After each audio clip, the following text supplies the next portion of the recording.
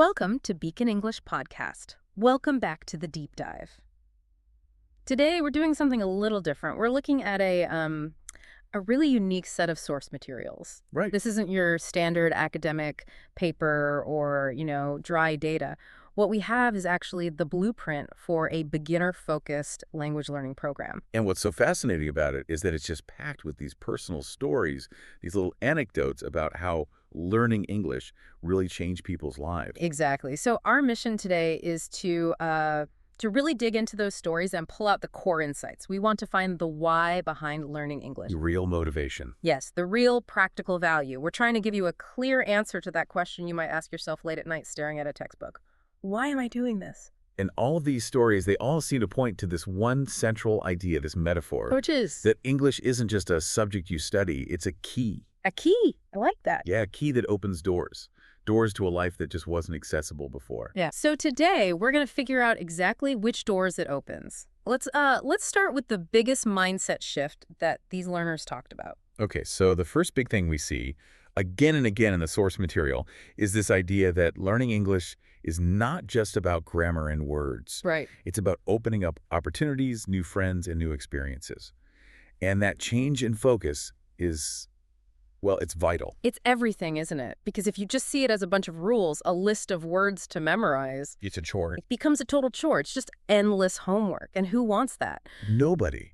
But if you can see that, learning the present tense is the key to getting your next promotion, Or that figuring out prepositions is what lets you travel alone confidently. then the motivation completely changes. It becomes personal. It's an investment in yourself, not an obligation. And this seems especially important for learners at a certain stage, right? The sources mention this A2 B1 level. Yes, the intermediate plateau. That's often where people get stuck. Let's break that down. What does A2 B1 actually feel like for a learner? Well, at A2, you can handle basic stuff, simple exchanges. At B1, you can manage most situations when you're traveling. You can talk about familiar topics. So you know enough to get by, but not enough to feel comfortable. Exactly. It's the frustration zone. That's a good name for it. It is.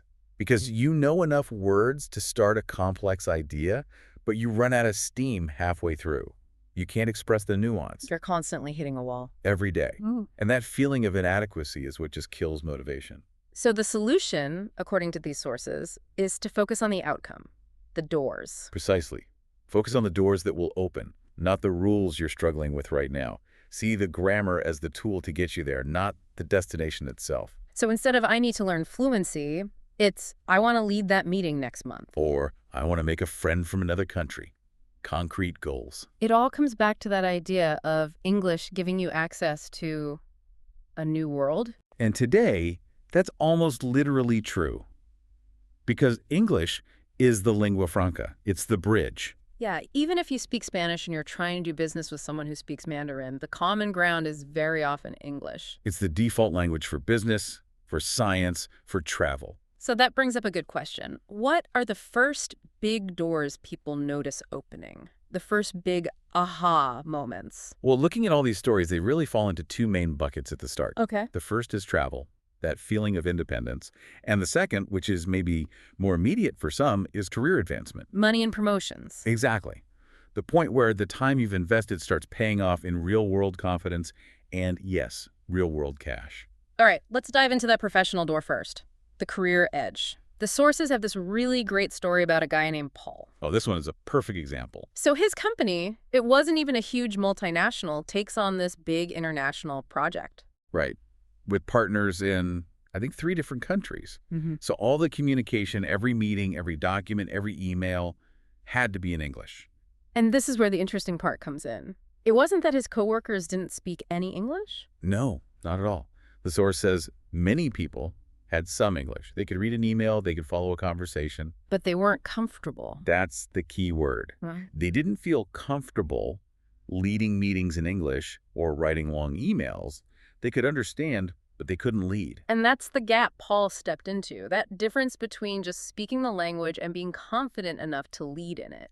And that's what got him the promotion. It wasn't just technical skill, it was the confidence to communicate that skill on an international stage. It's that professional edge they talk about. Absolutely. Because when you're confident, people see you as a leader. His boss didn't just see someone who knew English. He saw someone who could handle pressure and manage people from different backgrounds. But I wonder, does that mean companies sometimes promote the best communicator over the best engineer? That's a great question. And in a global project, the answer is often yes. Because if the best engineer can't explain their brilliant idea to the team in Singapore, then that idea is useless. So communication is the technical skill in that context. It's the layer that makes all the other skills work. English is the oil in the engine of global business. And this edge doesn't just exist in big international companies, does it? Not anymore. Even a small local company might use software with support forums only in English, or they might have a key supplier overseas. And the person who can handle that communication, who can solve that problem? Instantly becomes more valuable. Indispensable, even. English is a foundational asset now. Okay, so from the boardroom, let's talk about another door. The door to knowledge. The library key, as the sources call it. This one is huge. So many learners talk about the frustration of knowing that the best, newest information in their field, Especially in tech or science. right, it's published first in English, or sometimes only in English. So if you wait for a translation, you're already behind. You're years behind in some fields, which can be devastating for your career. You're always playing catch up. There's a learner in the blueprint, Emily, who described it as gaining access to a whole new library. I love that phrase. It's so true.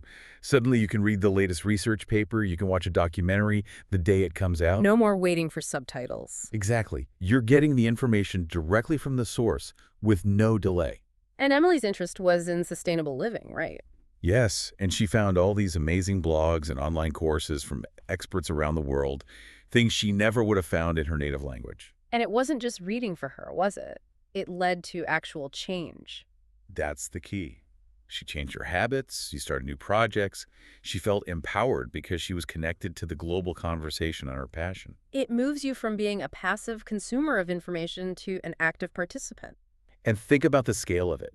If there are 1,000 articles on a topic, maybe 50 get translated. English unlocks the other 950. Let's talk about a more down-to-earth door, one that's maybe less glamorous but incredibly useful, the problem-solving door. Ah, yes, the troubleshooting superpower. Yeah. This is probably the one that reduces stress the most on a day-to-day basis. The scenario is so familiar, your computer crashes or some appliance breaks. And you search for a solution online, but you just can't find anything in your own language. And there's this fantastic story in the sources about a washing machine. Yes, I love this one. The machine breaks down, getting a repairman is too expensive. So what does the learner do? They go online and find a step-by-step video in English showing exactly how to fix the one little part that was broken. That is amazing. That's a direct financial saving. It's money, it's time, and it's this incredible feeling of self-reliance. You go from feeling helpless to feeling capable. You're empowered. Totally.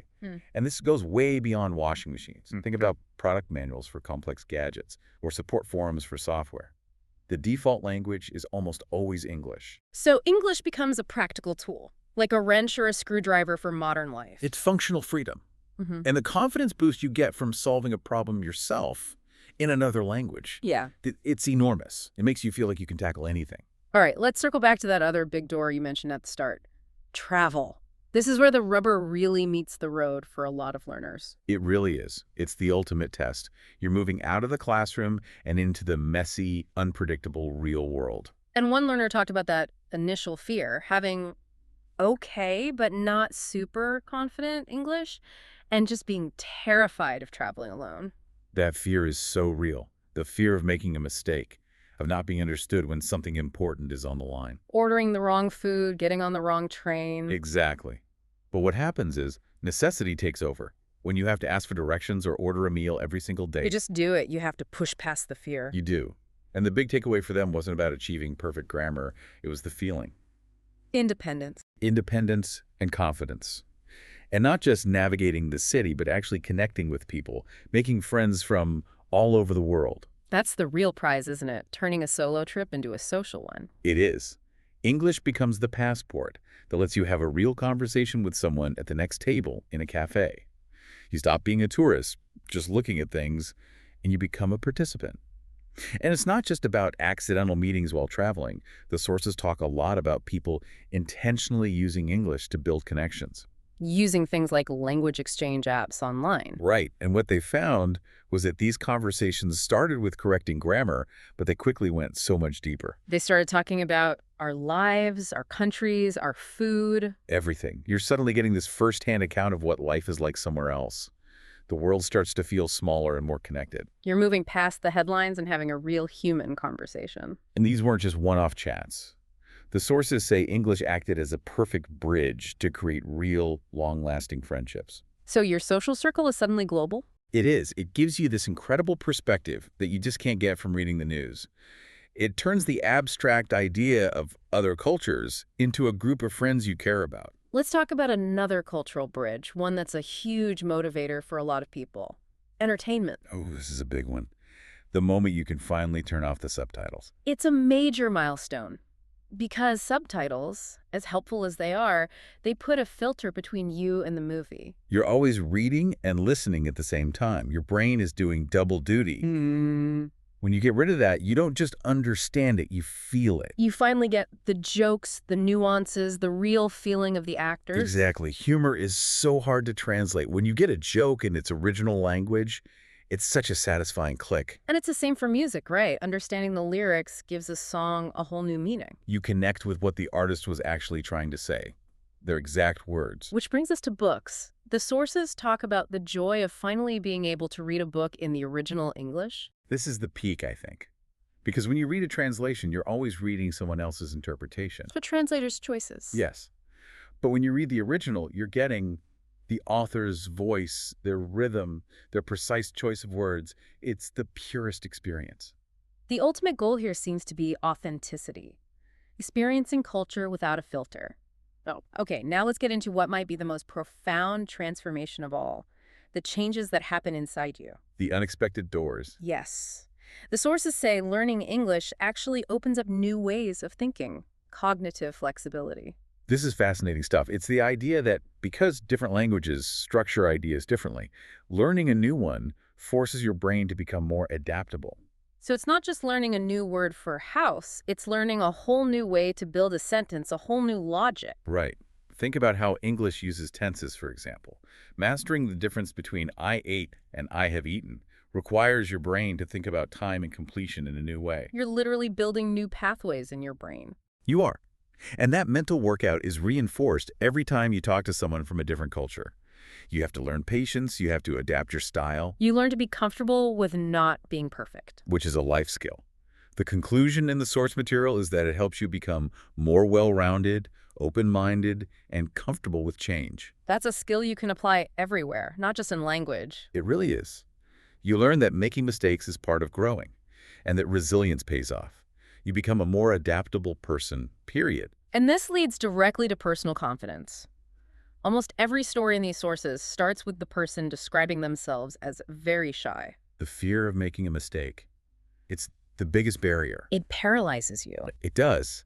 And the breakthrough doesn't come when you stop making mistakes, because you never do. Not really. So where does it come from? It comes from the decision to push myself, to speak up anyway, even when you know it won't be perfect. And every time you do that, every little victory. It builds on itself. It's cumulative. You order coffee successfully, you understand a joke, you send an email. Each one adds a layer of confidence. And you realize the world doesn't end if you use the wrong verb tense. Exactly. The person who started out shy and afraid becomes more resilient and capable, not just in English, but in everything. They've learned perseverance firsthand. And that brings us to the final door, which is just a beautiful full circle moment. The journey from learner to teacher. Right. As people get more confident, their friends and family start asking for help. How do you say this? Or can you help me with this email? You become the go-to person, the local expert. Which must feel amazing. It validates all that hard work. It does. And in the main story from the blueprint, this informal helping led to something much bigger, the creation of the English Channel, a resource for other learners. That's incredible. It's described as a huge door opening up, the opportunity to take what you've learned and make a massive positive impact. So the journey isn't just for your own benefit anymore? No, it creates this virtuous cycle. You share your knowledge, which empowers others, which in turn reinforces your own sense of mastery and purpose. To go from being afraid to speak to actively teaching thousands of people. That's the ultimate transformation. It's all made possible by that one key. So we've covered so much ground today, from the boardroom to the washing machine, from traveling alone to reading a great novel. It's clear that English is so much more than a skill. It really is a key to a new career, to new knowledge, to new cultures, and to a new version of yourself. And the message we really want to leave you with is that every small step matters. Every single one. Understanding one more line in a song, reading one short article, having one tiny conversation. These aren't just practice. They're doors opening. They are moments of transformation building on each other. Remember those feelings we talked about? The independence, the confidence, the connection? That's the reward waiting for you after every bit of effort. And we want to leave you with one final thought to mull over. Since we've seen that learning English builds these powerful internal skills, perseverance, adaptability, confidence, what other doors could those skills open for you? That's a great question. If you've learned to lead a meeting in English, what else could you lead? If you've mastered complex vocabulary, what other complex hobby could you finally start? The mindset you're building is a transferable asset. It's yours forever. Use that confidence. Keep opening those doors. Thank you so much for joining us for this step dive. We really hope this inspires you to keep practicing and keep growing. We certainly do. Goodbye for now.